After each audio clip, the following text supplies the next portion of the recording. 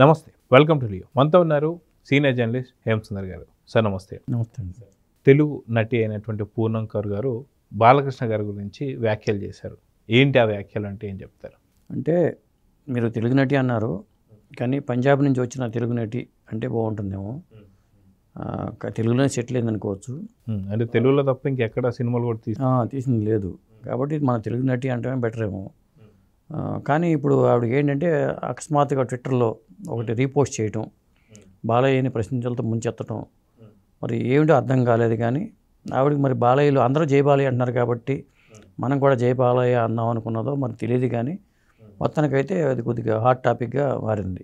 అంటే బాలయ్య ఎనర్జీని ఆవిడ ప్రత్యేకంగా ప్రశంసించారు.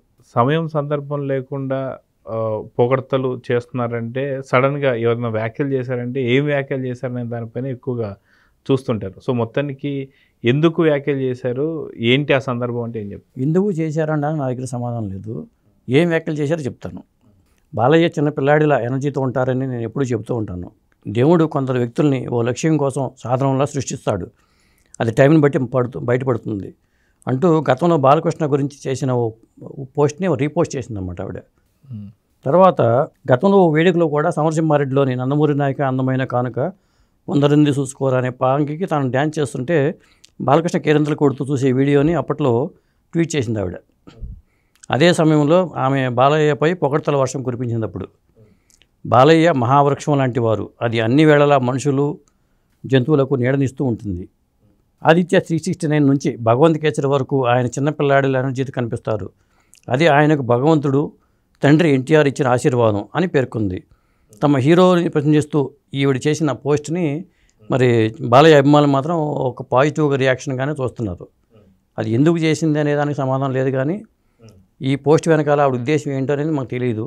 మొత్తానికి అయితే రీపోస్ట్ చేయడం కానీ బాలయ్య ఫ్యాన్స్ అయితే ఖుషిగా ఉన్నారు. అయితే రానున్నటువంటి యొక్క బాలకృష్ణ గారి సినిమాలు ఏదైతే ఉందో లైనప్ దాదాపు 2-3 సినిమాలు దాకా ఉంది. సో ఆ సినిమాలలో ఏమన్నా సరే పూర్ణం కౌర్ గారు నటించే అవకాశాలు ఉన్నాయా, అందుకే ట్వీట్ చేశారని చెప్పి కొంతమంది. నటించే అవకాశాలు మనం చెప్పలేము, నటించాలనే కోరిక ఉందేమో, మరి అది ఉండొచ్చు. ఎందుకంటే సాధారణంగా సినిమా వాళ్ళ ఎట్లా భజన చేస్తారు, చాలా వరకు సినిమా వాళ్ళందరూ కూడా వేదికల మీద మనం చేసే భజన చూస్తూ ఉంటాం. అది హీరోలు కూడా నిజమైన భజన అనుకుని వాళ్ళు పొంగిపోతూ ఉంటారు చాలామంది హీరోలు. ఈ తరహా భజన చాలామంది చేస్తుంటారు, చిన్న చిన్న ఆర్టిస్టులు వాళ్ళు. ఈ పొంగిపోయి వాళ్ళు కూడా హీరోలు కూడా ఒక ఆ పాత్ర లేకపోయినా పలానా పాత్రకి పలానా వాడిని తీసుకుని సైజ్ చేస్తూ ఉంటారు పెద్ద మనసుతో. అంటే వాళ్ళు పొంగిపోతారని కూడా చెప్పలేము. కానీ జనరల్గా మనం అంటే అభిమానం కదా, మనం ఒక పాత్ర ఇప్పిద్దామని కూడా ఉంటూ ఉంటుంది. మరి ఈ వ్యాఖ్యలను అలా చూడాలా, లేకపోతే ఆవిడ లోపల నుంచి వచ్చిన మాటగా చూడాలా, మనం చెప్పలేము. సో ఓవరాల్గా చూసుకుంటే ఇప్పట్లో సినిమా రిలీజ్కి దగ్గరలో అంటే అఖండ తాండవం ఉంది. సో అఖండ తాండవంలో ఏమైనా నటించాలని చెప్పి అనుకోవాలంటారా? అఖండ తాండవంలో ఛాన్స్ అయితే లేదు. ఏమైనా మల్లేని గోపిచంద్ లేకపోతే ఇంకా బాలయ్యకి వచ్చి రాబోయే సినిమాల్లో, ఎందుకంటే చాలా మంచి లైనప్ ఉంది, ఆయన గ్రాఫ్ అలా పెరుగుతుంది కాబట్టి మనకి బాలయ్య బాబుతో ఇప్పుడు ఆవిడకేమో సినిమా ఛాన్సులు కూడా రావట్లా. రాకపోవడానికి కారణం ఏమిటి అనేది అందరికీ తెలిసిన విషయమే. ఆవిడ అందం ఏం తక్కువది కాదు, గ్లామర్ బ్రహ్మాండమైన గ్లామర్తో ఉన్న అమ్మాయే. ముఖ్యంగా పంజాబీ అమ్మాయిలు అందరూ గ్లామర్తోనే ఉంటారు. కాకపోతే మరి ఇప్పుడు ఈ సందర్భంగా ఎందుకు చేశారో ఏంటి అనేది మనం చెప్పలేము. కానీ ఆవిడ చేసిన ట్వీట్ ఆ ఎనర్జీ మాత్రం అందరికీ నచ్చింది. సో చూద్దాం సార్, మొత్తానికి బాలకృష్ణ గారి పైన పొగడ్తల వర్షం అయితే పూర్ణం కౌర్ గారు అయితే చేశారు.